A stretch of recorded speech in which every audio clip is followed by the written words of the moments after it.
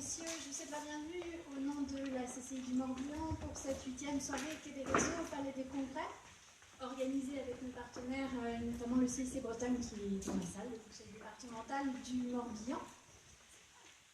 On va donc pouvoir démarrer la première partie de la soirée, à savoir la conférence avec l'intervenant M. Mathieu Deboeuf-Couchon qui est avec nous ce soir. Certains ont déjà suivi des ateliers qui étaient programmés pour la semaine des services au cours de l'après-midi. Il était donc déjà question de stratégie digitale, d'e-commerce, et c'est une thématique donc que l'on va poursuivre avec le sujet de la conférence. Et pour faciliter du coup ces échanges numériques aussi, pour ceux qui voudraient partager en dehors de ce public, qui voudraient partager avec leurs contacts les informations de la conférence, mais aussi la mention de la conférence en streaming sur Periscope, eh bien, je vous propose de vous connecter grâce au Wi-Fi du Palais des Congrès, donc vous trouvez les codes ci-dessus. Donc vous devez activer le réglage Wi-Fi, chercher le réseau Premium et renseigner un mot de passe. Ça vous sera donc utile pour nous accompagner en tweetant avec le hashtag QDR2015 pour Quai des Réseaux. Mais aussi donc pour suivre les éléments de Periscope, la conférence qui sera donc visible encore pendant 24 heures sur cette plateforme de streaming. Et également ensuite, vous pouvez vous connecter sur la page quaideréseaux56.fr qui vous permettra de découvrir le moteur de recherche et d'alimenter l'actualité des réseaux, puisque c'est ce qui nous réunit ce soir. Mais je vais laisser M. David Cabdos vous en dire plus. Et je vous retrouve plus tard pour le programme de la seconde partie de soirée. Merci.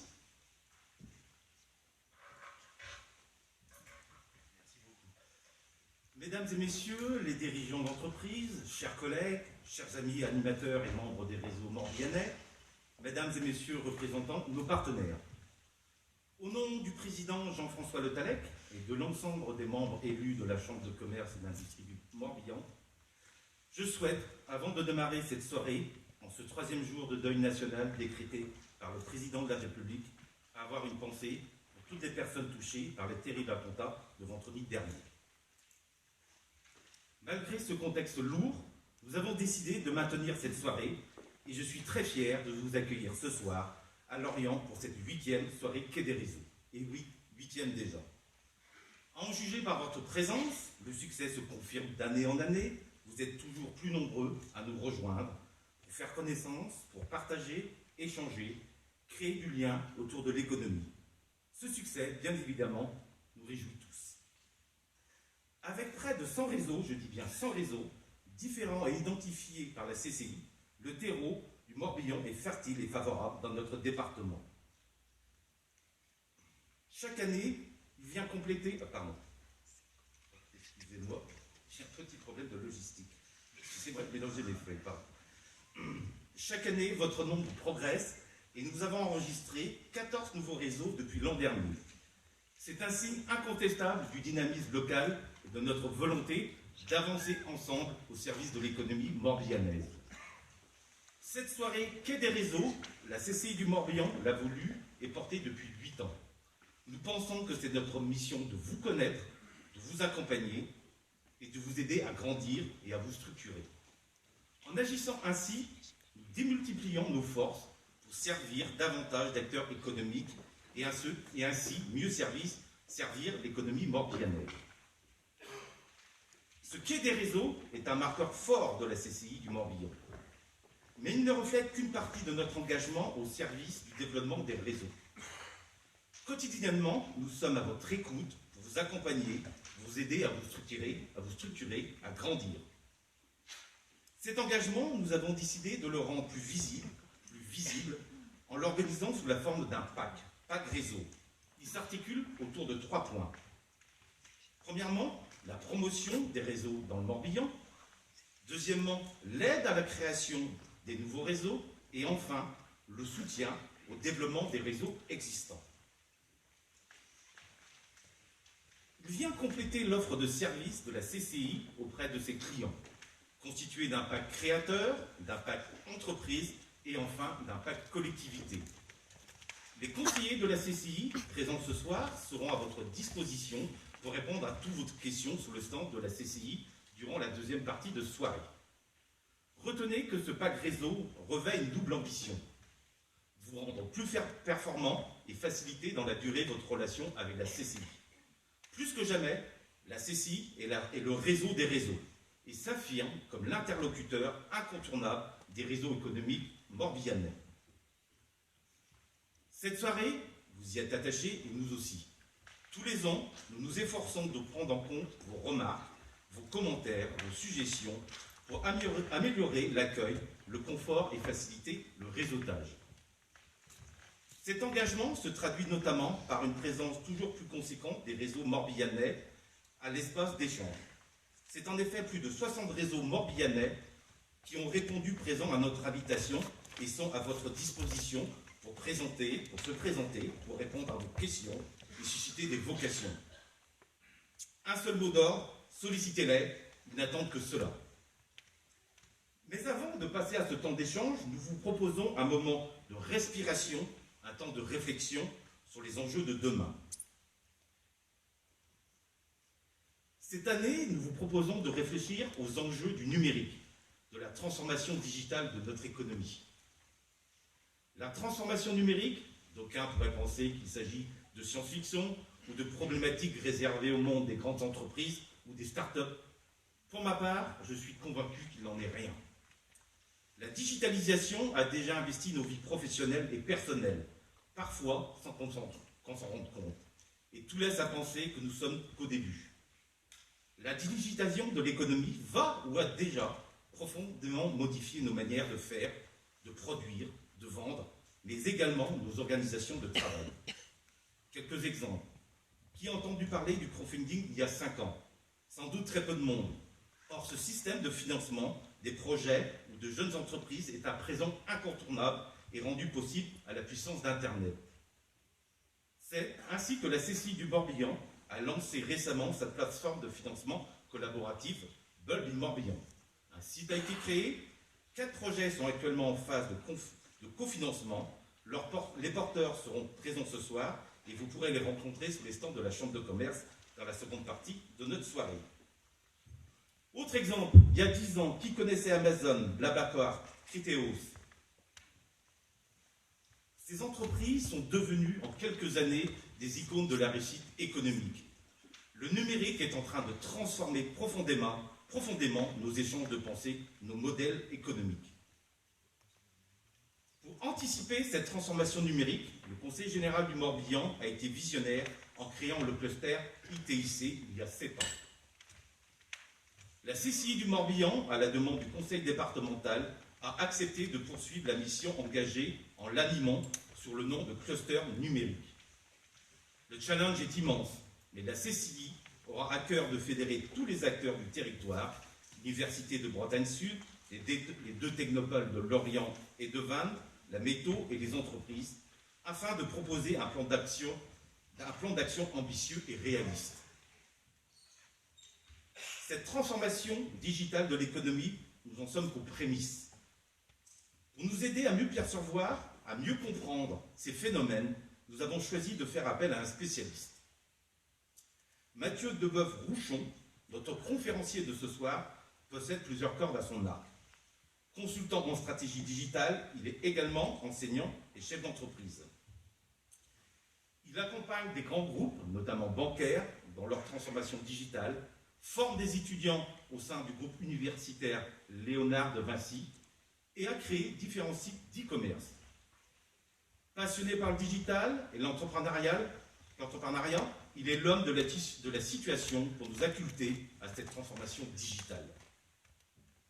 En préparant cette rencontre avec lui, il m'a surpris par certaines convictions qu'il énonce. Je le cite. La transformation digitale doit être davantage comprise comme une évolution permanente qui s'accélère qu'une révolution.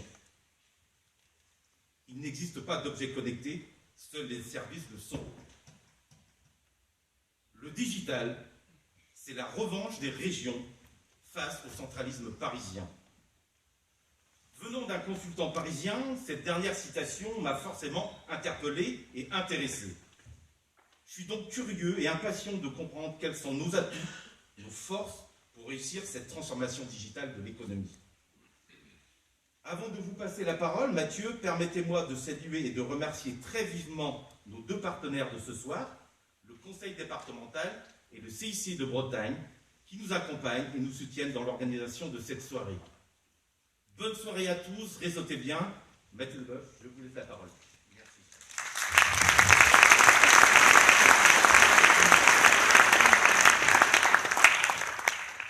Tout le monde va bien? Oh là. Voilà. Ça va? Oui. Bon, on avait dit que le breton était un peu plus costaud. On va le refaire parce que j'aime bien me préparer. 700 personnes ce soir pour écouter mes dires, c'est quand même relativement challenge. Et moi, je suis très heureux en tout cas de partager avec vous un grand moment de passion qui est aujourd'hui le digital. Alors, je vous reposerai la question, est-ce que ça va? Oui. Ah, voilà. Là, c'est la Bretagne dont on m'a parlé. D'ailleurs, pour la private joke sur le côté parisien, j'espère que ce ne sera pas trop révélé sur Twitter. On va faire des copains. Je vous invite à tweeter durant toute cette conférence. On a à peu près 50 minutes, 1 heure rapide. J'essaierai de faire court parce que je sais que les huiles vous attendent et le vin aussi. Voilà. Je se mets avec modération, bien entendu. Plus besoin de me présenter. Mathieu de Boeuf-Rouchon. Ce qui me caractérise principalement, et c'est ça que j'aime retenir, c'est que le digital, et très rapidement, on a pu le constater, c'est pas seulement une évolution technologique comme ça a pu être perçu dès le départ. Aujourd'hui, c'est un véritable enjeu sociétal, et c'est ça qui change beaucoup de choses, parce que le digital est véritablement devenu un état d'esprit. C'est véritablement ce qui peut caractériser aujourd'hui une culture d'entreprise, et un des enjeux forts pour la plupart des grands groupes, c'est d'arriver à se transformer digitalement parlant pour mieux parler à ces bassins d'audience.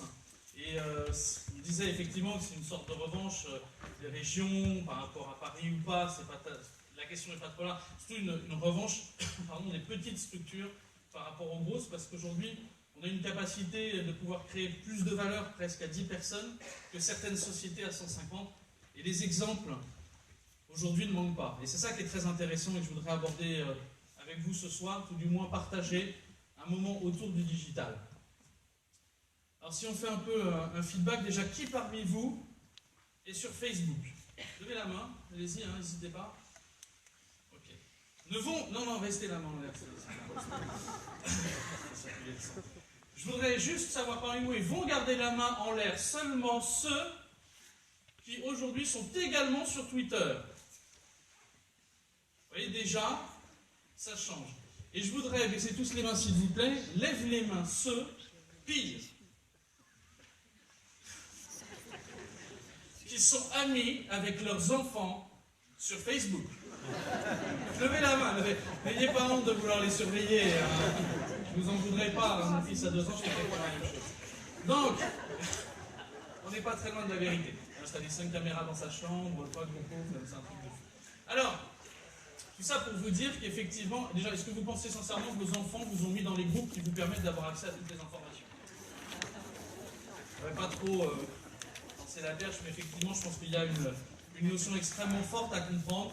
C'est que Facebook, au-delà de toutes les fonctionnalités qu'il apporte, au-delà de toute la valeur qu'il peut créer, est parti de pas grand-chose, puisque parti d'un seul homme. Aujourd'hui, Facebook est considéré effectivement comme un média presque vieillissant, c'est-à-dire qu'il va toucher un bassin tellement large qu'initialement, des teenagers, des ados, des jeunes actifs, puisque c'était ça l'origine même de Facebook, et particulièrement un réseau issu de personnes de grandes écoles, qui s'est ensuite ouvert au public. Ça a changé beaucoup de choses, puisque effectivement, on est passé de quelques milliers de personnes à aujourd'hui 1,5 milliard de personnes qui sont présentes dessus. Donc clairement, on ne peut plus ignorer, tout du moins la sphère sociale. Et ce qui me permet de vous dire qu'au-delà de ça, les bassins d'audience qu'on pourrait retrouver, comme les teenagers, qui semble-t-il ont déserté Facebook, sont passés sur d'autres sites internet, sur d'autres applications mobiles orientées sociales comme Snapchat. Et aujourd'hui, effectivement, on va pouvoir considérer qu'il y a une vie cyclique qui s'accélère de plus en plus. Et la grande difficulté qu'on a, c'est effectivement de mieux comprendre tous ces enjeux pour mieux les accompagner, parce que tout va plus vite, et c'est ce qu'on verra ce soir ensemble. On est dans une accélération extrêmement forte. Si on fait un rappel d'il y a quelques années, pas très longtemps. Internet, ça date de quand à peu près? Il y en a qui ont des idées? Les années 80. Alors Internet, c'est à peu près une quarantaine d'années. Hein. Ouvert au public, 92. Donc on va considérer que c'est un média qui est public depuis quasiment un petit peu plus de 20 ans. Et en moins de 20 ans, un média a tout changé. Et ce média a révolutionné clairement notre manière d'appréhender l'achat, notre manière d'appréhender nos relations avec autrui, et qui, il y a encore quelques années, aurait pu dire « je vais retrouver en amis sur Facebook des gens que je n'ai pas vus depuis 20, 30, 40 ans ». Des choses qui sont quasiment aujourd'hui possibles. Tout va plus vite, tout s'accélère. Il y a 20 ans, Internet naissait, il y a une vingtaine d'années, on était heureux de pouvoir téléphoner dans la rue avec un bebop sous une borne tricolore, grosso modo c'était vert, bleu, mémoire et blanc, et ça c'était le progrès. Alors après on a eu la chance, je ne sais pas si vous l'avez connu, d'avoir le tam-tam, le tatou, et on était hype, on était absolument à la page. Et puis est arrivé rapidement le téléphone portable, le vrai téléphone portable, celui qui nous permet d'être appelé, en fait. C'est ça le concept. Et donc, on a pu appeler, on a pu être appelé, et le téléphone portable, finalement, est devenu aujourd'hui une extension de notre cerveau, une extension de nos mains. Qui d'entre vous dans la salle pourrait se passer, sincèrement, de son téléphone portable, arrêter tout de suite de l'utiliser? Il n'y a pas beaucoup de mains qui se lèvent. S'il y en a 2-3, il doit y avoir des minorités. Non, je rigole. Je ne suis pas là pour vous dire que le digital, c'est bien. Je suis là pour essayer de comprendre pourquoi aujourd'hui on ne peut plus laisser passer ça. Il y a quelques années encore, quand on voulait acheter un magnétoscope, on avait une publicité à la télé, et puis on se disait, tiens c'est cool, on va embarquer Monique et Bernard, ils vont prendre la Renault 25 Chama d'intérieur cuir, et puis, oui, il y a des images fortes qui restent quand même, hein. Et puis on va aller grosso modo dans une grande enseigne, Darty, Boulanger ou autre, qu'importe, et puis là, il va y avoir Thierry, j'espère d'ailleurs que personne ne s'appelle Bernadette ou autre, enfin c'est pas négatif hein, ce que je dis, hein. Et puis Thierry, avec l'étiquette effectivement Darty, va nous dire oui par exemple, etc. Vous pouvez acheter ce magnétoscope. On était dans des cercles d'achat, si vous préférez, des cycles d'achat, des parcours d'achat qui étaient nettement moins complexes qu'aujourd'hui, parce que finalement, on faisait du drive to store. On partait d'une publicité classique, et puis on essayait de driver du trafic en magasin pour déclencher des ventes. Aujourd'hui, ça a clairement changé, puisqu'on est passé de 10, 15, 20 points de contact possibles avec le client à plus d'une centaine, et notamment au travers des réseaux sociaux. Ça change fondamentalement le rapport entre une marque et ses clients, entre une entreprise et ses partenaires, puisqu'aujourd'hui, la donnée va nettement plus vite qu'avant. On est dans des cycles qui se raccourcissent de plus en plus, et tout l'enjeu, c'est de ne pas tomber non plus dans cette notion qui dit « Oh, nouveaux réseaux sociaux, nouvelle application mobile, on y va ». Le digital, c'est pas seulement d'aller faire des hackathons, d'aller lancer une application, d'avoir un site responsive et de se mettre sur Facebook. Non, c'est pas du tout ça. C'est un véritable état d'esprit qui doit toucher en profondeur toute une structure. Et donc tout l'enjeu de la transformation digitale, c'est véritablement aujourd'hui d'amener les entreprises à mieux comprendre l'ensemble des mécanismes qui régissent l'acte de vente et le parcours d'achat qui s'est complexifié. On parle notamment, vous le savez, puisque vous êtes pour la plupart tous dans l'entrepreneuriat, de référencement naturel, de référencement payant, de RTB, donc le real-time billing qui permet aujourd'hui de faire des enchères temps réel. On parle beaucoup de data, je pense que vous en avez tous entendu parler, et on en parlera rapidement. L'idée, c'est que le digital, c'est finalement apprendre à travailler rapidement dans une certaine lenteur. C'est grosso modo la force tranquille. On doit significativement comprendre les codes, mais rapidement, pour pouvoir appliquer tout cela à notre structure. Et je voudrais partager avec vous, normalement c'est juste après, une petite vidéo qui montre à quel point il ne faut pas tomber non plus dans cette idée que dès qu'il y a quelque chose qui sort, il faut foncer dessus. Il faut aussi apprendre ce que l'on pourrait faire avec. Yo, bro, you on woo-woo? You kidding me? Everybody's on woo-woo. Woo-woo. Lock and load, people. We're going all in on woo-woo. Okay? Gordon, pop us up a profile page. Come. Susie, write us some posts. Ready. Grace, upload some videos. Uploading. I want sponsored woos. I want targeted woos. We want to be all up in your woo-woo feed. Gordon, register our woo-woo handle. Don't you know the Wu-Tang Clan? Let's get them involved. We need an ethnically ambiguous woo-woo mascot. We're cashing in the Q4 budget, people, and we're buying some followers. Yeah! Woo! Woo! Woo! Woo! Woo! Woo! Woo! Woo! Woo! Oh, yeah!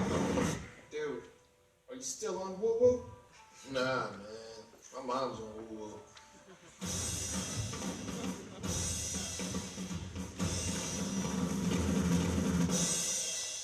C'est une publicité que j'ai détournée, que j'ai utilisée dans la présentation et qui vient d'Adobe, qui aujourd'hui se concentre clairement sur la création de petits films, qui est quand même assez intéressant, puisque ça vous montre bien que c'est vieillissant. C'est pas parce qu'il y a une application qui se lance tout de suite que forcément elle va être utilisée. Il y en a qui connaissent d'ailleurs Periscope? Levez la main ceux qui connaissent Periscope. Et tout de suite, même avec des flopées de retombées presse, il est difficile des fois d'avoir une application qui perce aussi sensiblement, et Dieu sait que celle-ci pourtant perce véritablement l'écosystème digital.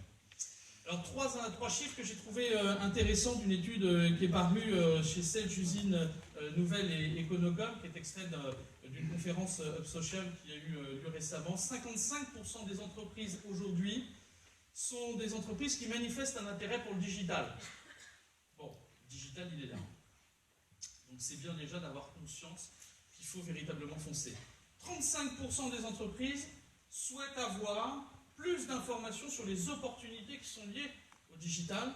Et enfin, 40%, c'est ça qui est très important surtout, des directeurs marketing. Est-ce qu'il y a des directeurs marketing dans la salle? Non, il n'y en a pas. Déclarent, ou alors ils ne lèvent pas la main, manquer de ressources ou de compétences pour accompagner cette transformation digitale. C'est une véritable, aujourd'hui, opportunité que de casser le système classique qui existe aujourd'hui, qui tend à mettre les gens ou les profils dans des cases avec des grilles et qui dit qu'à partir de tel diplôme, on va faire telle chose. C'est-à-dire que le digital, c'est une véritable organisation horizontale qui est en train de se mettre en place avec des niveaux de hiérarchie qui sont peut-être moins importants, des process où la data, où la donnée en général est fluide et permet de prendre des décisions plus rapides, et c'est ça véritablement qui est important. Si on regarde bien en fait ce comparatif, ce n'est pas un happening pour Star Wars, mais pas loin. Si on imagine un peu que l'écosystème économique classique est assimilé à l'univers et que les étoiles sont des entreprises, on pourrait considérer que l'ensemble des entreprises qui n'ont pas encore entamé une transformation digitale significative sont des entreprises qui sont peut-être même déjà mortes. Elles brillent encore, elles ont l'illusion d'exister, mais dans un délai plus ou moins court, leur survie n'est pas forcément assurée. Pourquoi? Parce qu'il y a une véritable concurrence qui aujourd'hui est extrêmement forte, extrêmement agressive, et qui peut venir disrupter un marché extrêmement rapidement. Et tout le danger, il est là. Si on est clairement sur des entreprises qui changent, une concurrence accrue, et on se dit souvent, nous d'ailleurs, en France, c'est pas une critique, mais c'est un constat, c'est vrai que nous avons une manière de procéder qui fait que la conduite du changement est souvent longue. Et plus la structure est importante, plus la conduite du changement doit être amenée de manière lente et cautionnée. Et une grande des forces qu'on a pu, en préparant cette conférence, voir, c'est qu'effectivement le Morbihan, qui en général est composé majoritairement, voire très majoritairement d'entreprises en plus de 5 personnes, c'est une vraie capacité aujourd'hui à créer plus de valeur en petit nombre pour rayonner sur des marchés qui finalement ont été historiquement trustés par des groupes en place depuis des dizaines et des dizaines d'années. Si on prend un parallèle assez simple et facile, puisque très dans la tendance, il y en a qui prennent des taxis. Tout le monde, à un moment ou à un autre, a été amené à prendre un taxi. Et si on prend une société comme la G7, qui est une belle société française, quasiment presque 100 ans, si je ne me trompe pas, aujourd'hui, ils ont plusieurs milliers de taxis. 100 ans. Uber, dont tout le monde parle et dont on voit d'ailleurs philosophe, je ne me rappelle plus le nom de cette notion d'ubérisation de la société. Uber, en moins de 3 ou 4 ans, ils sont à 3 millions de taxis dans le monde. Il leur faut à peine 48 heures pour lancer une nouvelle ville. Ils disent, on lance une nouvelle ville, 48 heures après, ça tombe. Et vous pensez que, sincèrement, et c'est une question ouverte, que Uber innove? C'est une application de booking de tacos? Sauf qu'il n'y a pas écrit taxi, c'est des chauffeurs indépendants. Il n'y a pas véritablement d'innovation. Simplement, et leur grande force, et qui est la force de l'ensemble de ce qu'on appelle les GAFA, les GAFA c'est Google, Amazon, Facebook et Apple, eux se mettent en fait tout simplement en consumer centrics. Seul le client et la place du client les intéressent. D'ailleurs, on doit à Jeff Bezos une superbe phrase qui dit de toute façon que la concurrence, il ne la regarde même pas, ça ne l'intéresse pas, ça lui fait perdre du temps, parce que de toute façon, le temps qu'il perd à regarder les autres, c'est du temps qu'il perd à ne pas travailler sur sa stratégie. Et on n'est pas loin de la vérité. C'est-à-dire qu'aujourd'hui, on a une tendance très forte à se dire on va lancer le produit quand il est prêt. Si on est fier de ce produit quand il est lancé, c'est déjà que c'est trop tard. Parce que vous n'êtes pas à l'abri d'avoir un surdoué du développement qui va être en mesure de lancer une bêta d'une application mobile et d'un seul coup, qui va se retrouver en tête du hit parade des startups qui sont en train de se lancer.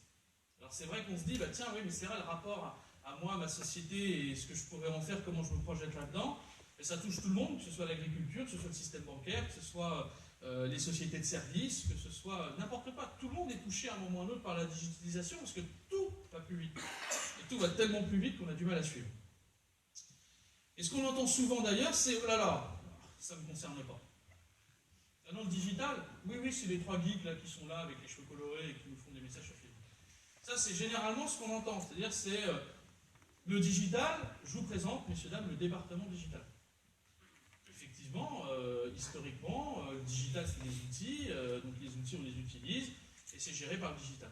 Si on va plus loin et dans une transformation digitale utopique, c'est de se dire que le digital est partout et qu'il n'y a pas seulement 1, 2, 3 profils qui accompagnent une évolution de la société ou de ses services sur un réseau social, sur une application mobile ou sur le développement d'un site e-commerce nouveau, mais qu'on va véritablement plus loin, considérant que ça touche tout le monde, des couches opérationnelles de la société jusqu'aux couches dirigeantes. Une transformation digitale qui fonctionne est une transformation digitale qui est amenée de manière positive par une direction. Le top management doit être formé de la même manière que l'ensemble des employés. Peut-être pas avec les mêmes temporalités, ni même les mêmes objectifs, mais la nécessité de comprendre tout en haut ce qui se passe permet à l'ensemble des couches qui appliquent tout ça d'être beaucoup plus serein sur la possibilité d'aller plus vite. Et la politique de l'autruche, effectivement, c'est ce passage du mode wait and see, j'attends de regarder ce qui se passe, et puis effectivement, j'essaye de lancer. Là, on passe du wait and see au test and learn, tout simplement. On le reverra le chat, ne vous inquiétez pas. Alors finalement, on nous dit aussi, tiens, le digital, c'est super, c'est les nouvelles technologies. Alors on est en 2015, ça fait 23 ans qu'Internet existe, publiquement, j'entends. Le mobile, c'est pas si récent que ça. Toutes les choses que l'on mettait sous le terme NTIC sont en réalité des choses qui environnent notre quotidien déjà depuis une bonne dizaine, quinzaine d'années. Alors j'ai le regret, est-ce qu'il y a des amateurs de science-fiction ici? Star Trek, Star Wars. Bon, Star Wars c'est un peu différent, c'est un peu super. Mais, la science-fiction, elle est morte. Hormis le fait de se retrouver dans des spin-offs qui font qu'on va se retrouver dans un univers qui nous plaît, tout ce qu'ont imaginé les réalisateurs d'il y a 10, 15, 20, 30 ou 40 ans, c'est des choses qui existent déjà, aujourd'hui, et qui composent notre présent. Ah, il y en a qui disent non, ils ne sont pas d'accord. J'en conviens. Star Trek, voyage dans l'espace. Qui n'a jamais rêvé de voyager dans l'espace? Levez la main. Moi, c'est le kiff absolu. Sauter en parachute de 30 km de haut, minimum. Et encore, on n'est pas dans l'espace. Et bien aujourd'hui, vous avez une société qui vous propose, qui s'appelle Unique Tour, pour 95 000 $, j'en conviens, c'est pas donné. C'est quand même le prix d'une conférence. C'était facile. J'ai mis la Cécile. Patrick, t'as validé le budget? Non. Voyager donc dans l'espace est aujourd'hui une possibilité, une vérité absolue. Vous pouvez aller jusqu'à 100 km de haut à partir de 2016. Alors c'est des choses qui nous paraissent dingues de la même façon qu'on considérait que les abonnements des téléphones portables il y a quelques années étaient juste hors de prix. Marty McFly, Retour vers le futur. Tout le monde a toujours rêvé d'être sur l'overboard de Marty McFly et pourtant je suis désolé de vous le dire, mais aujourd'hui finalement pour 15 ou 20 000 $, vous pouvez vous offrir l'overboard qui a été développé par Indo et qui vous permet de faire du skate directement en étant effectivement en l'air, alors une vingtaine de centimètres, et c'est déjà ça et ça commence comme ça. Demain on volera peut-être tous. Hein. Terminator. Je reviendrai. J'adore ça. Alors les Google Glass n'ont rien inventé puisque finalement les Google Glass elles existent aujourd'hui et c'est ni plus ni moins quelque chose qui avait été de la science-fiction il y a quelques années. Alors on parle des Google Glass, c'est vrai que l'intérêt des Google Glass, on peut se dire mais tiens à quoi ça sert vraiment, super chez les objets. Oui, ok. De la même manière qu'on se disait il y a 20 ans le téléphone à quoi ça sert, j'en ai pas besoin et c'est pas un outil de première nécessité. Exactement de la même manière qu'on s'est dit Internet, oh, c'est bon il y a le Minitel, c'est français. Et puis, on verra après ce que ça donne. Voilà. C'est toute cette conduite du changement qui font qu'on ne comprend pas tout de suite l'utilité, et pourtant, c'est des choses qui pénètrent notre quotidien progressivement, jusqu'aux lentilles connectées qui aujourd'hui existent, et qui permettent directement, alors c'est une utilisation santé dans un premier temps, mais qui permet d'aller un petit peu plus loin, et de voir le taux de glycémie dans le sang. Minority Report. Tom Cruise. Magnifique. Qui n'a jamais rêvé de commander ces écrans comme ça? Vous vous levez le matin, vous allumez la télé, vous tournez 3 fois le truc en l'air, etc. Ça fonctionne. Et puis on se dit, c'est super, alors ça existe déjà, et encore, c'est pas. Ça existe, c'est ce petit boîtier qui s'appelle LIP et qui vous permet devant votre ordinateur, après l'avoir connecté, de manipuler tout ce qui va pouvoir se passer chez vous. Donc ça peut être attraper des pubs, jouer, etc. Ça, c'est une des premières applications. Mais si on va plus loin, Minority Report. Qui l'a vu? Qui a vu Minority Report parmi vous? Qui s'est dit, ces mecs, c'est des malades, de penser qu'on peut rentrer dans une boutique, faire une reconnaissance rétinienne et dire à monsieur Duchemol, en espérant que ces jeans lui ont fait bon usage, qu'il va pouvoir s'en racheter de la taille 36, c'est pas la mienne, je vous rassure, avec une longueur 33, et que comme il avait 24 ans quand il les a achetés, peut-être que maintenant il a pris 1 cm. Des choses qui nous paraissaient folles. On n'est pas très loin aujourd'hui de ce qui pourrait exister, et notamment dans le domaine de la sécurité avec Blue Crush, qui a été développé par IBM, et qui permet, par historique de tout ce qui a pu se passer avant en termes de crimes, d'avoir des courbes de crimes prédictifs, qui est le concept même accessoirement de Minority Report, et de déplacer les patrouilles de police en fonction d'une possibilité d'altercation, de braquage, d'enlèvement. Avec reconnaissance de forme dans la rue, etc. On se dit, bon, ça va loin, heureusement qu'on n'a pas ça en France, etc. Alors, ça a commencé par les États-Unis, puisqu'il y a quelques villes qui sont équipées de Boston, de mémoire, et puis ensuite ça a pénétré 2 villes en Angleterre, et progressivement, pourquoi pas, après la vidéosurveillance, sur qui tout le monde a dit non, il ne faut surtout pas faire de la vidéosurveillance, c'est pas bien, il y a 20 ans, 25 ans ou à peu près. Et là, maintenant, c'est quelque chose de communément admis. Donc, à terme, ce qui vous paraît peut-être inaccessible, ce qui paraît peut-être inavouable en termes d'éthique, c'est des choses qui s'intègrent dans notre quotidien de manière très positive. Et la transformation digitale, c'est véritablement d'essayer d'anticiper l'ensemble des tendances pour être en mesure, en tant qu'entrepreneur, en tant que directeur marketing, en tant que directeur RH, en tant que collaborateur, de mieux savoir où je vais et pourquoi je vais l'utiliser. Alors si on va plus loin, vous avez peut-être vu les robots, ou même la superbe série sur France 5 qui s'appelle Real Humans, vous avez peut-être vu, des vrais robots, le mélange entre le robot et l'homme. Bon, aujourd'hui ça commence par des puces sous-cutanées, ça existe déjà, hein. Il y a ce qu'on appelle une Influence Party en mai ou juin dernier dans les Hauts-de-Seine sur l'événement qui s'appelle Futur en scène. Et effectivement, on peut aujourd'hui s'implanter une puce qui fait qu'on arrive chez soi, il n'y a plus besoin de serrure, enfin il n'y a plus besoin de clé. Vous arrivez devant une voiture, il n'y a plus besoin de clé non plus, tout démarre en fonction de ça. Et c'est la communauté des clubbers qui a été la première aujourd'hui à à l'utiliser pour, en boîte de nuit, ne plus avoir à payer, notamment les boissons, etc. C'est-à-dire que tout était débité directement, et puis c'est plus subcutané. C'est fou ça. Ne me jetez pas tout de suite. Vous voyez qu'on est bien loin de cette considération qui tend à dire que le digital c'est véritablement de la technique et qu'on est bien loin de la problématique de l'usage classique que l'on peut avoir d'un ordinateur. Le digital, c'est une culture, c'est un état d'esprit qui nous amène aujourd'hui à avoir cette volonté de se transformer pour mieux comprendre les enjeux que nous apporte cette spécificité. Alors, est-ce qu'on parle de révolution ou est-ce qu'on parle d'accélération? On est à peu près entre les deux. C'est-à-dire que si on regarde un petit peu, au-delà de la vitesse lumière classique que l'on pourrait avoir, il y a ce qu'on appelle la loi de Moore qui s'applique aussi à la digitalisation et qui fait que tout est plus rapide. Rappelez-vous tout à l'heure, My Mum is on woo-woo, la fin. Effectivement, c'est que les cycles se raccourcissent de plus en plus et font qu'aujourd'hui, tout peut être disrupté à tout moment. La nécessité de comprendre l'environnement, les clients, leurs usages, font qu'il est nécessaire pour une entreprise de s'adapter, mais de s'adapter aussi à son client, de s'adapter aussi à un nouvel état d'esprit. Je pense que pour beaucoup d'entre vous, on est partout dans le monde pareil, dans beaucoup de sociétés, vous arrivez le matin, vous allumez l'ordinateur, vous allez boire un café. Parce que l'ordinateur, il met 10 minutes à démarrer. Vous pouvez le dire, là c'est autorisé. Et puis, de l'autre côté, vous arrivez chez vous, vous avez un superbe Mac, et puis vous l'ouvrez, c'est instantané. Dites quand même, la société, bon, on va faire un effort. Et puis, peut-être que vous êtes retrouvé aussi dans un cas où vous vous dites, bon, alors j'ai un petit problème de plomberie, parce que tout a sauté, je suis inondé, bon, j'ai réussi à sauver l'ordinateur portable, vous appelez le bureau, vous n'avez pas accès à vos fichiers depuis l'extérieur, donc, grosso modo, vous êtes bloqué. Vous ne pouvez pas travailler de chez vous, vous êtes obligé d'y aller, ou de prendre une journée de congé.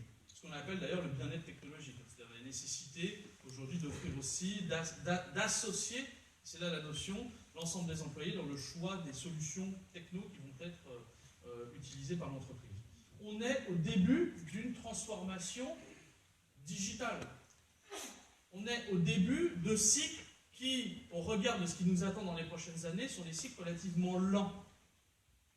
Si on ne raccroche pas les wagons tout de suite, généralement, ce qui va se passer, c'est que vous allez avoir des entreprises avec un autre état d'esprit qui vont arriver, qui vont tout disrupter. Tout l'enjeu, c'est véritablement de comprendre ce qui se passe chez le client, ses usages, et de voir comment moi, en fonction du parcours d'achat que j'ai, je peux utiliser tel ou tel levier que m'offre le digital pour aller plus loin. Il ne s'agit pas de restructurer pour restructurer, parce que ça fait super bien d'avoir une page Facebook. Non, il s'agit d'aller plus loin et de refondre véritablement une structure. Les cycles s'accélèrent, et là vous avez une voiture qui, malgré son nom, n'est pas française, s'appelle la Jamais Contente. Je tape un peu, c'est facile, mais ça fait du bien. Et on va avoir effectivement quasiment une centaine d'années avant que Renault ne puisse produire véritablement une voiture électrique qui a plus de 100 km/h. Bon, il y a Tesla qui a fait aussi quelque chose, j'en conviens parfaitement, mais tout du moins en France, sur une monoplace, c'est plutôt celle-ci. Le premier Mac est arrivé en 84, si je ne me trompe pas. Il nous a fallu relativement peu de temps pour arriver à une synthèse créative en moins de presque 20 ans, à peine 20 ans, 22 ans, 23 ans, pour avoir l'iPhone qui est nettement fois plus puissant. L'iPhone, qui d'ailleurs a laissé place assez rapidement aussi au Google Glass, synthèse créative quasiment de 7 ans.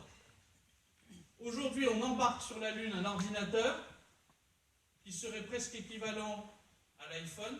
L'iPhone, grosso modo, est plus puissant, 300 fois plus puissant, 68 millions de fois plus de mémoire que le premier ordinateur qui a été embarqué pour aller sur la Lune.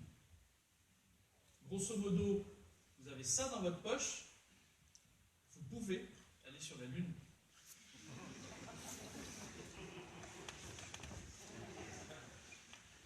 Alors il y a un état des lieux extrêmement fort à faire.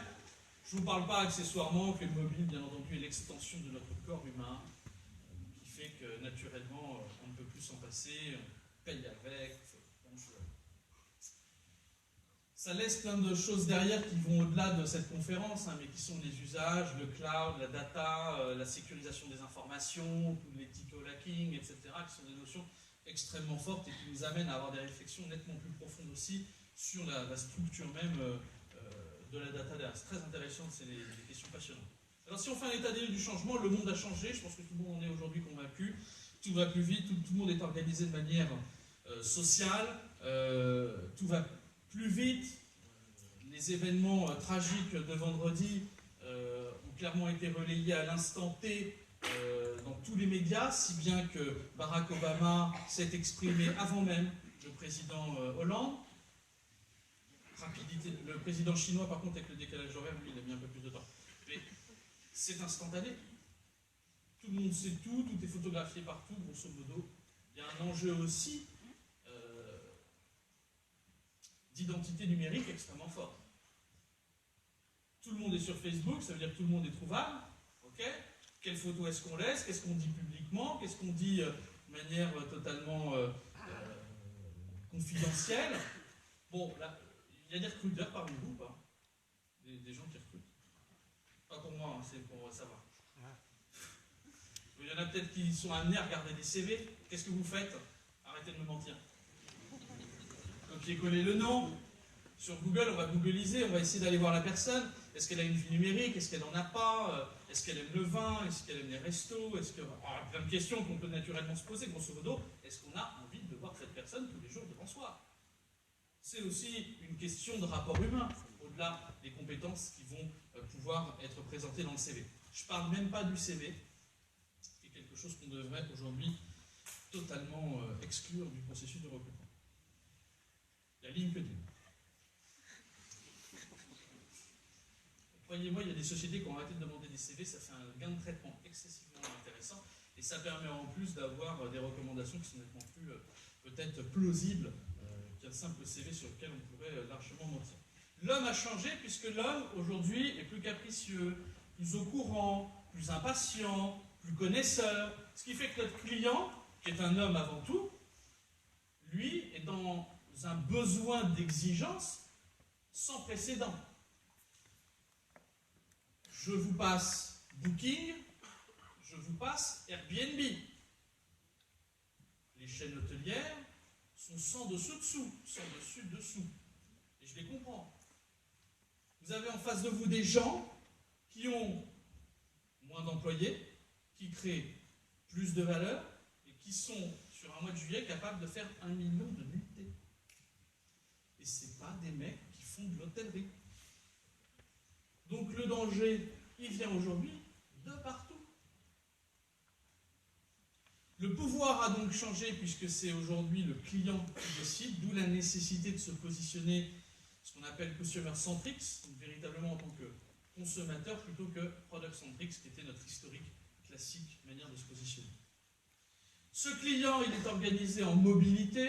On parle d'ailleurs de clients dits ATAWAD, Anytime, Anywhere, Any Device, qui font qu'à toutes les étapes du parcours d'achat, quel que soit le temps, quel que soit le moment, quel que soit le lieu géographique, celui-ci doit bénéficier des mêmes services et de la même valeur que lorsque vous pouvez l'avoir en ligne par exemple, ou par email, ou par les réseaux sociaux.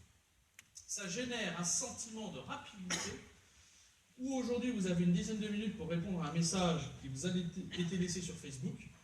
Vous avez quelques minutes à peine pour répondre à un tweet. Tout est plus rapide. Et à terme, est-ce qu'on contactera notre service client par téléphone? Est-ce qu'on n'aura pas un hologramme qui est en train de nous sortir quelque chose? Donc ça veut dire qu'on va rajouter des points de contact nettement plus précis. Les points de contact, aujourd'hui, c'est le client, c'est le téléphone portable, c'est tout ce qui va nous permettre de contacter l'entreprise.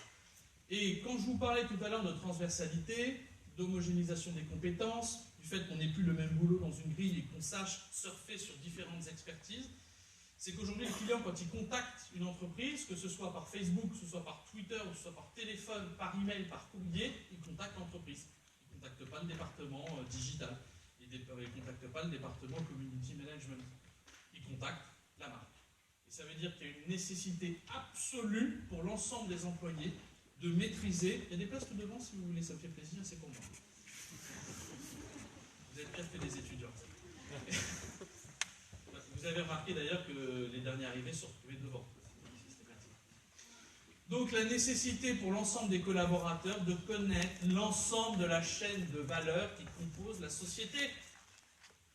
Alors que le classique, c'est oh là, tout ce qui se passe après, c'est pas moi. C'est la compta. Bon, mauvais exemple pour la compta. Retard de facturation? Oh là, c'est pas moi. Moi, j'ai tout mis dans le paragraphe. C'est plus possible. Le client aujourd'hui, il faut l'attraper, il faut aller le chercher. On parle de retargeting, on parle de plein d'éléments, de notifications sur les apps, etc., qui nous permettent d'aller le chercher véritablement. En composant avec un client qui a nettement changé, qui est plus dur à fidéliser, qui est plus volatile, qui va plus s'attacher finalement aux valeurs qu'on défend, plutôt même historiquement qu'aux produits. Et c'est ça qui change la donne. Il est impatient parce qu'il veut tout de suite. Amazon en est l'exemple premier, puisqu'ils sont capables de vous livrer dans la journée. Tout le monde a ri quand ils ont sorti les drones. Tout le monde a fait ha ha ha. Les drones, c'est une réalité. Ils font qu'aujourd'hui, ils les utilisent. Le fait de livrer en une journée, vous commandez à 14h sur les grandes villes, vous êtes livré le soir même jusqu'à 22h, c'est un service qui fait que de toute façon, celui qui n'est pas capable de le faire, quand on a besoin du produit, on va passer par celui qui vous le propose. Donc, impatient. Veut tout de suite, dont la réponse, bien entendu, qu'il vous a envoyé, qu'il ne vous a pas encore envoyé, mais il veut déjà la réponse. Ça aussi. Donc, il faut être prédictif. Hop, tu vas m'appeler, je t'appelle. Ça, c'est la vie. Il est unique, ou du moins il se croit unique, et donc de fait on doit le traiter, et c'est là que les data viennent nous aider, de manière 100% personnalisée.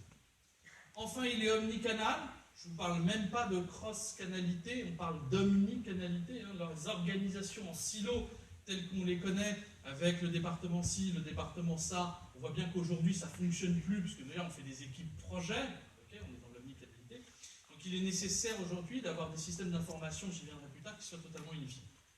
Et il est bavard, puisqu'aujourd'hui, historiquement, vous n'étiez pas content d'un produit il y a quelques années, vous alliez en parler à 10, 15, 20 personnes, et si vraiment vous n'étiez pas content, ça allait ressurgir sur 45 personnes. Aujourd'hui, un message sur un réseau social qu'il balance tout de suite sur Twitter, sur d'autres réseaux sociaux, c'est jusqu'à 10 000 personnes qui sont au courant. Vous imaginez l'état psychologique de certains restaurants quand ils savent qu'ils ne sont pas exemplaires. Ça apporte, et c'est là que je trouve ça intéressant, une nécessité d'exigence de tous les instants qui font qu'on crée aujourd'hui de la valeur partout où on le peut, parce qu'on sait très bien que c'est cette valeur qui va ressurgir ensuite chez le client. Ce client, c'est elle, cette petite fille de 2 ans, qui ne comprend pas pourquoi une revue sur laquelle elle est ne slide pas comme un iPad. Le client, c'est ça. Elle ne comprend pas.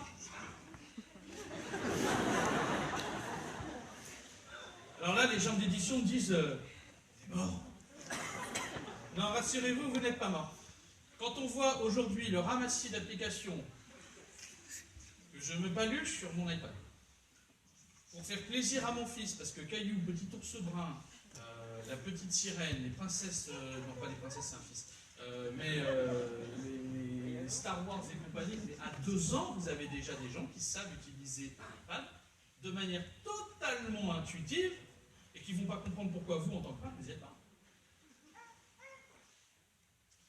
Le digital, c'est une certaine forme de libération, finalement, c'est-à-dire une libération macro et micro, à la fois interne aux sociétés, parce qu'on va laisser s'exprimer les talents.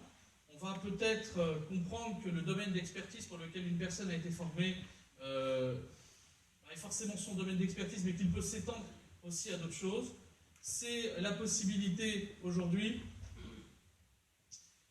clairement, de faire fi de tout ce qui nous pesait dans les process en ayant une fluidification de l'information qui circule dans les sociétés. Si l'information est disponible, si l'information est en quantité suffisante, si on fluidifie l'ensemble de nos process de validation, de fait, on va gagner en adaptabilité et agilité. Et de fait, on va se mettre dans une posture où les digital natives, qui sont clairement des personnes qui ont créé des boîtes et qui sont nées avec Internet, vont effectivement avoir une capacité d'agilité que nous, en tant qu'acteurs historiques, le plus souvent, c'est vrai quand je rencontre des banques, des mutuelles, et pas que, des sociétés avec lesquelles on travaille avec Taleco, comme notamment Française des Jeux, etc., On est clairement sur de l'accompagnement de la transformation digitale qui est plus dur de fait parce qu'historiquement, ils ne sont pas nés avec. Et c'est un accompagnement global. Le digital, ce n'est pas seulement un enjeu qui était marketing, des directions market, c'est un enjeu qui est aussi, et qui transpire aujourd'hui sur un enjeu RH. Problématique de recrutement, de talent, de profil. Et dans le marketing, on le voit bien aujourd'hui, les formations relativement traditionnelles sur le marketing, effectivement, se font disrupter par des écoles de l'Internet qui de plus en plus forment au métier du marketing avec une connaissance extrêmement fine du développement. Ça ne veut pas dire qu'on sait forcément développer de manière opérationnelle comme un développeur, ça veut dire qu'on sait exactement ce qui se passe derrière. Et cette libération aussi, c'est accepter, donc comme je le disais, de transpirer sur des compétences qui ne sont pas forcément les siennes de départ, c'est aussi accepter qu'on doive, en tant qu'employé, en tant qu'être humain, tout simplement, s'auto-former en permanence. La nécessité d'apprendre à se former au-delà de la formation que l'on a reçue.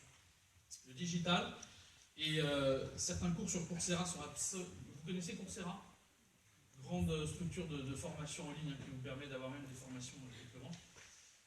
Clairement, aujourd'hui, on va bien au-delà de toutes ces considérations. Vous avez des personnes qui sont issues du tiers-monde de pays en voie de développement, qui sont mineurs, qui ont été capables d'avoir le diplôme du cours en intelligence artificielle le plus dur de la plus grande école des États-Unis qui fait ce module-là. En dessous de 18 ans, et issus de personnes qui ne sont pas du tout normalement dans les grandes écoles telles qu'on peut les connaître. Ça veut dire qu'il y a une véritable chance et opportunité de se développer, et si on rapporte ça à l'entreprise, eh ben, en tant que petit, de briller finalement dans la cour des grands en créant plus de valeur avec moins de personnes. La grande problématique qu'on va avoir, c'est que finalement, et je vous le disais tout à l'heure, c'est que le digital nous amène à cette conviction qui est la mienne en plus, qui est de dire, on arrête de dire « wait and see ». Arrêtons de regarder ce que les autres font et de se dire « on va regarder, on va tester, on va faire et on va essayer de faire après ». Rentrons dans cette culture qui dit « testons, regardons, analysons et par l'expérience, on va développer aussi une agilité à tester plus de mécaniques qui vont faire qu'on va être plus efficace ». Et ça va vous éviter, généralement, ce genre de syndrome. All right, Mars mission. Give me a go, no go for launch. Booster. Go flight. Retro. Go flight. Mission control, we are ready.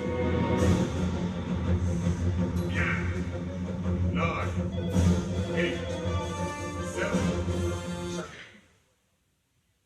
it's the sponsor. Data shows we need to make the logo bigger. Thanks, Mission Control, we are ready. Again. 9, 8, 7, 6. Sir, it's the sponsors again. Data shows millennials don't like the color. And they need a hashtag. 10, 9, 8, 7. What? Search data shows Mars is no longer trending? They want to send them to Pluto. Pluto? Pluto? 8,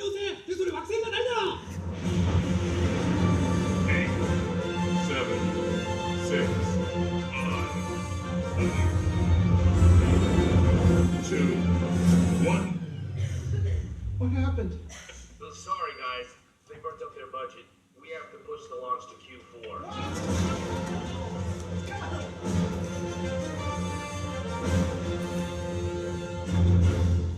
Décidément, ils sont très forts. Adobe, ils font des super films. Vous voyez qu'effectivement, plus on attend, plus il se passe des choses qui font que on est trop tard. On dit souvent d'ailleurs, et c'est une des choses qui revient souvent, c'est de se dire, oh là là, on est super fiers de notre produit, là, on a lancé un truc béton. Et qu'est-ce qui se passe derrière? Dites-vous bien qu'en fait, si vous êtes fiers de votre produit, c'est de toute façon que vous l'avez lancé trop tard. Le produit aujourd'hui n'est plus un produit, il est fonctionnel, tout ce qu'on veut. Okay. Mais c'est jamais abouti. Il est toujours en perfectionnement. Et c'est valable dans le service, c'est valable dans le produit pur, c'est valable pour tout ce que vous pourrez faire.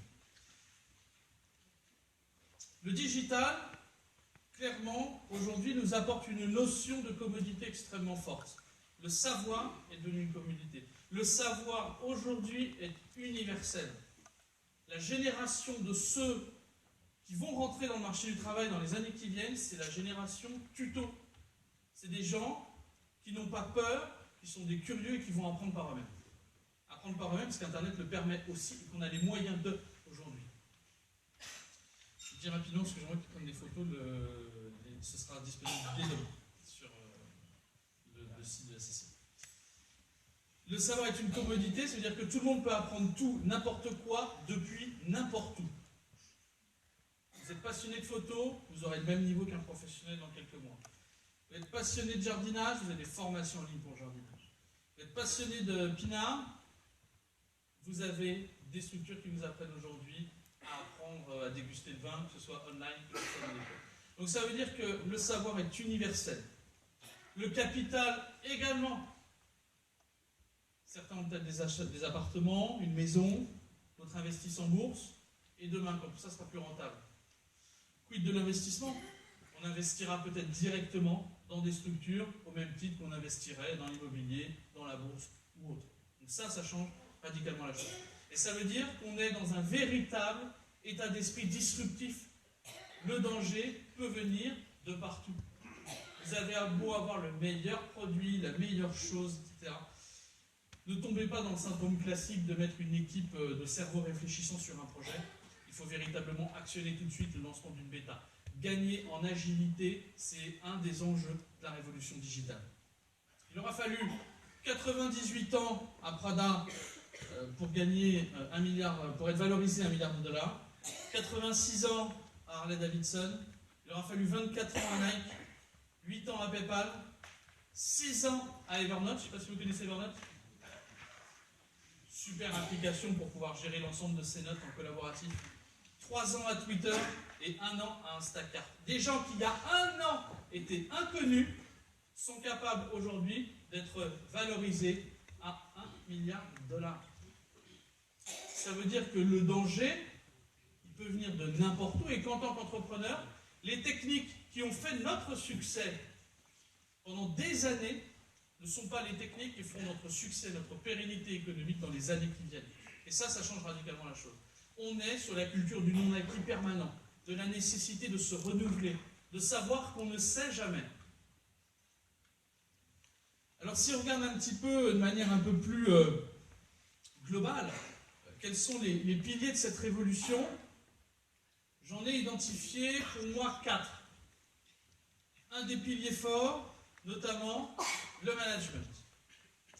Deuxième pilier, les ressources humaines. Troisième, la culture d'entreprise. Et enfin, le business model. Le business model, c'est fondamental. Peut-être qu'aujourd'hui, votre business model fonctionne. Prenez l'exemple de Vidéo Futur. Est-ce qu'il y a encore de l'avenir dans le matériel? Matériellement parlant, l'achat d'une cassette vidéo telle qu'elles étaient présentées ou du DVD. Ils sont fait discuter. Regardez la peur panique de l'ensemble des opérateurs français, tous, Orange, SFR, etc. Dès lors qu'on leur a dit Netflix. Et oui. Vous passez d'un système où vous vendez à l'unité à un système où vous payez par abonnement. Alors effectivement, vous allez peut-être gagner moins. Dans l'idée peut-être d'offrir plus. Donc c'est toujours des questions à se poser. Est-ce que je suis dans le bon temps par rapport au mode de consommation? Le digital, ce n'est pas un levier de communication. On a encore, et on le constate tous les jours, beaucoup de structures ou de structures qui finalement vont faire du hackathon, vont faire développer des applications mobiles, développer des réseaux sociaux internes à une société, etc.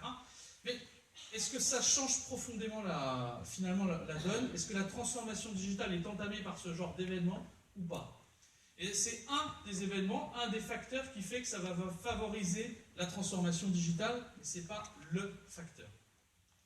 Alors au niveau du management, c'est pas parce qu'on entame une transformation digitale qu'on doit absolument tout changer tout de suite. C'est le digital et la manière dont se comporte l'ensemble de nos clients ou de nos collaborateurs qui restent des hommes, la manière dont la société se mute finalement et se transforme dans ses usages qui font qu'une entreprise doit s'adapter et s'adapter pour conserver ses talents. On est bien aujourd'hui dans la nécessité de conserver ses talents. Si on regarde avec un regard extrêmement objectif la fuite de talents qui partent des grandes institutions que l'on connaît et qui fuitent vers les GAFA, donc Google, Amazon, Facebook et Apple, on est aujourd'hui clairement dans un rapport de 99% à 1%. Il y a une absorption totale des talents ailleurs. Et ces talents aujourd'hui, il faut les conserver. En partie parce qu'on va être en mesure de lisser les structures, de fluidifier l'information, de favoriser de la transversalité, de se mettre en posture agile, pas seulement projet, mais structurellement agile. Développer la culture comme on en a parlé du test and learn, et surtout partir du top to down, c'est-à-dire avoir une véritable impulsion des codir sur la nécessité de se transformer maintenant pour comprendre ce qui se passera demain. On est bien dans des cycles qui nous permettaient avant d'être lents sur une transformation à un comportement et des usages qui font qu'aujourd'hui on n'a plus le temps d'attendre. Les RH, ça c'est un véritable enjeu. On est passé de quelque chose de très market, un enjeu marketing, à un enjeu aujourd'hui RH. Et là il y a un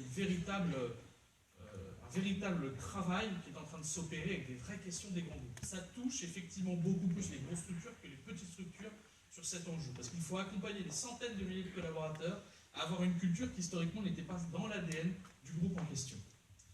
La formation, l'accompagnement. Est-ce qu'on parle de CV par rapport à un diplôme, par rapport à des compétences, par rapport à une expérience? L'avantage du digital, c'est la méritocratie. C'est l'expérience qui fait foi. C'est le fait qu'aujourd'hui, quelqu'un qui initie... Uber, encore une fois, Uber. Je dis peut-être Uber, c'est tellement... La personne qui gère aujourd'hui le développement international d'Uber, 3 millions de taxis dans le monde, ouverture possible d'une ville en 48 heures, je le rappelle, elle a 27 ans. Est-ce que vous pensez que quand vous allez postuler à la direction internationale logistique d'une société à 27 ans, on va vous